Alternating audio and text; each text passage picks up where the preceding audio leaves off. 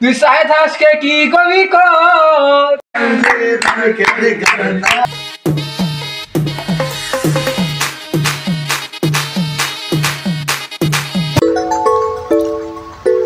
আসসালামু আলাইকুম, hello everyone, আশা করি সবাই ভালো আছেন। আপনাদের দোয়ায় আমিও ভালো আছি।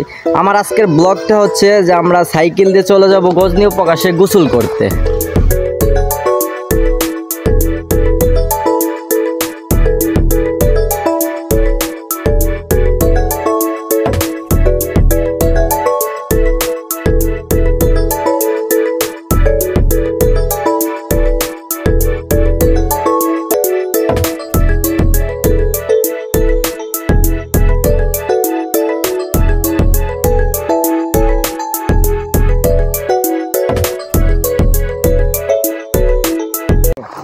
ওই সবাই এদিক যা, কই তারা দেখা যাইতাছে তো। এটা মুড টুট নিয়ে রোহিঙ্গার বাচ্চারা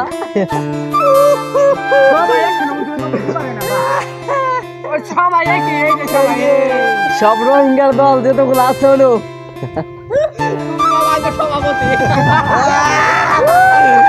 সব রোহিঙ্গার দল।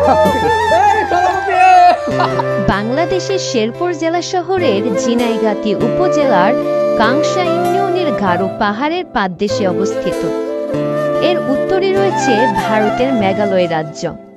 গজনী অবকাশ কেন্দ্রটি প্রায় 90 একর এলাকা জুড়ে বিস্তৃত। শেরপুর জেলা প্রশাসনের উদ্যোগে 1993 সালে এটি নির্মিত হয়। এটি বৃহত্তর পর্যটন কেন্দ্র হিসেবেও বিবেচিত হয়। গজনী অবকাশ কেন্দ্রে চোখে পড়বে সবুজ গাছপালার সারি, লতাপাতার বিন্যাস, ছোট বড় টিলা, উপজাতিদের ঘরবাড়ি ইত্যাদি। এখানে প্রধান প্রধান গাছপালার মধ্যে রয়েছে শাল, সেগুন ও গজারি গাছ। কৃত্রিম স্থাপনাগুলোর মধ্যে রয়েছে বিশালাকার ডাইনোসরের প্রতিকৃতি, ড্রাগন, জিরাফ ও মৎস্যকন্যার প্রতিকৃতি। আছে আলোক ঝর্ণাধারা, পাতালকুড়ি, পদ্মশিরি, শিশুদের জন্য চুকলুপি পার্ক, স্মৃতিসৌধ, ছোট আকারের চিড়িয়াখানা, একুরিয়াম ইত্যাদি। এখানকার চিড়িয়াখানায় রয়েছে মেছো বাঘ, অজগর সাপ, হরিণ, ভাল্লুক সহ প্রায় 40 প্রজাতির প্রাণী।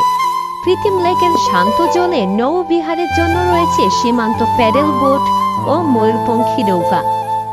অবকাশে বিভিন্ন ধরনের প্রাণীর প্রতিকৃতি ও গারুদের বাসস্থানের ধারণায় নির্মিত হয়েছে অমৃতলোক। অমৃতলোকের কাছে গারো মা প্রতিকৃতি, উট পাখির ভাস্কর্য, ক্যাঙ্গারু ভাস্কর্য, পাখি বেঞ্চ, শিশু গার্ডেন, লাল পাহাড়, কুড়ে ঘর, ফুলের বাগান, কফি হাউস ইত্যাদি। গজনী অবকাশে আছে 64 ফুট উঁচু সাইট ভিউ টাওয়ার, ঝুলন্ত ব্রিজ, কেবল কার ও জিপলাইনিং রাইড। কেবল কারটিতে উঠে কৃত্রিম জলপ্রপাতের উপর দিয়ে এক পাহাড় থেকে অন্য পাহাড়ে যাবার ব্যবস্থাও রয়েছে। এক পাহাড় থেকে অন্য পাহাড়ে পায়ে হেঁটে পার হবার জন্য নির্মাণ করা হয়েছে ঝুলন্ত ব্রিজ। এছাড়াও আছে বঙ্গবন্ধু ও মুক্তিযুদ্ধ জাদুঘর। জাদুঘরে বাংলাদেশের মুক্তিযুদ্ধ এবং বঙ্গবন্ধুর অনেক স্মৃতি বিজড়িত ইতিহাসও রয়েছে। আদিবাসী জাদুঘরে ক্ষুদ্র নৃগোষ্ঠীর ইতিহাস এবং আদিবাসীদের নানা বিষয় তুলে ধরা হয়েছে। তাই অবসর সময়ে চলে আসুন শেরপুর জেলার এই গজনী অবকাশ কেন্দ্রে।